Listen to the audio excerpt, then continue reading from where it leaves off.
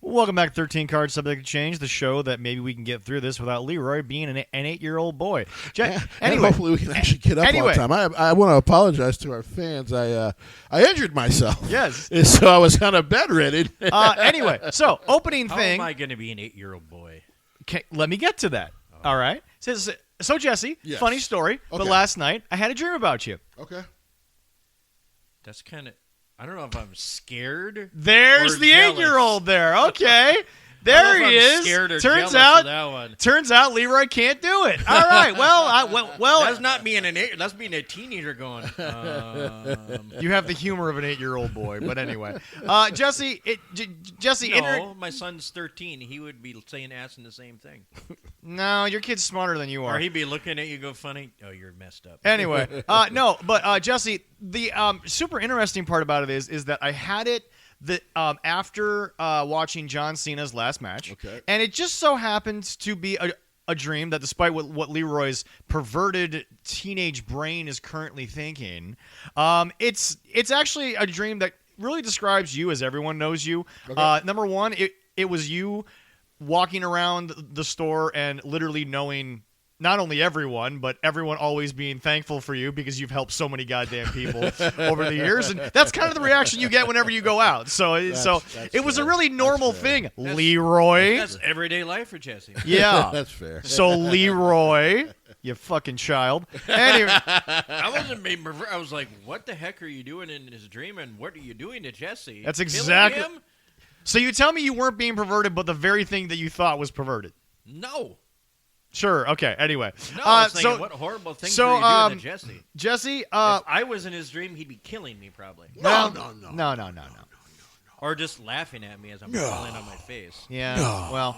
Well, the good news is whether it's in Jesse's dreams or your dreams, certainly not mine. That's the only place that you have a first place beard. But anyway, as we move on, Jesse, it's interesting as I think about that. What can I throw at him?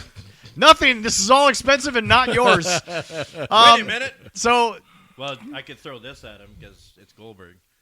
well, that's Jesse true. wouldn't care. Well, that's true. Jesse wouldn't care. That's true. But That's very true. so Jesse, it's just interesting. I think about that because Jesse, it's now 20 plus years 23. 23 years, and it's all over.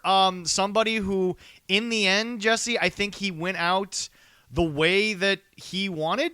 Yeah. And I think what we need to really look at and understand is that this is a guy that when you look back, because he never really wanted it out there, because I think he wanted life to be authentic. Right. The relation to you was, Jesse, he knew everyone in that arena to a Right. very good point, and he always was willing to be somebody who helped everybody out, Right. including Gunther on the way out. Listen, and we'll get to the reaction and everything after this, but 23 years. I mean, it was hard not to get emotional. Oh, absolutely.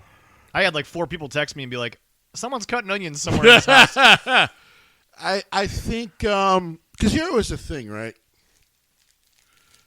Listen, Hulk Hogan was a pillar, but he never really officially ever retired. Well, okay, kind of, well, not okay, really. so you No, haven't yeah, he you really haven't did not seen have it a yet. show up. You Yeah. haven't seen it yet, but the interview with Chris Van Vliet, Yeah. he actually says, John does, I'm doing something unprecedented.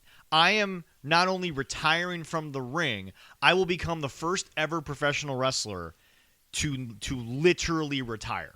As in, there will not be a single other moment that I will step in the ring Right. again, period, for a wrestling match. He's not So, going to be working backstage. The only really. one that came close to that was Shawn Michaels. But then he had that match we don't No. want to talk about. Because remember, Sean, and actually I agree with Sean that for what he told Chris. Leroy, I don't view that as his last match, the Saudi thing. No. I view that as wrestlers don't really always retire and they all kind of come back for this or that. It wasn't great. No one denies that. Even he said that as soon as he got back to Gorilla. But I view Sean's last match of Shawn Michaels' career as as what happened at WrestleMania. Yeah. Because again, John said it. I will be the first ever professional wrestler that will not ever get back in the ring. And the thing is, that's the thing that Chris told him.